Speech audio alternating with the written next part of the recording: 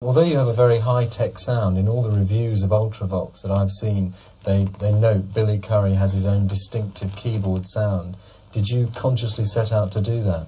Yeah. You see, I went through all this period before of jamming and all this kind of thing, and I could never really relate to sort of rock and roll, except for its aggression and the guts and, you know, just the feel of it, you know. But after a while I started realising that I got off on a lot of the feeling from listening to classical composers like Bartók, Shostakovich, and so I thought, well, why not use it, you know, why not try and put this into the sort of music, you know. And this is what we've kept on with, you know, and this has become our identity.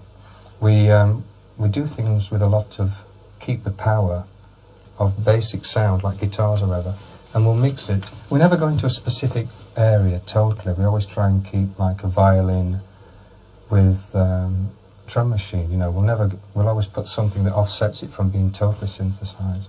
We're just building a program that gives you the ability to run 6 synthesizers with 16 ideas of 32 beats. So it's like an elaborate sequencer, you know. So each synthesizer with a voltage control, that's voltage that controls the pitch, coming out of the computer, will make each individual synthesizer play different melodies. And you've got really complete, total control of what kind of melody.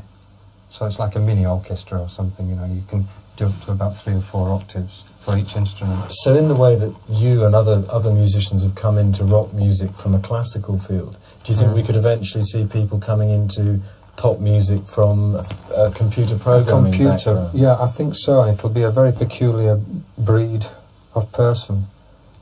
Because when I'm working with this computer programmer, we offset each other, because he gets so incredibly involved in the meticulous little things of what's going on in there.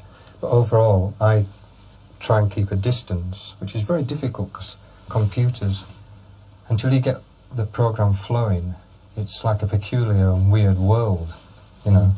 Just like the studio is to people when they first come in, you know, trying to get a distance from what's going on, you know, from being in that room and then coming back and listening to it, you know, trying to... It's as weird as that. And for this album, it's also very stimulating. And the music that we're coming up with is surprisingly not sounding like your usual robotic stuff.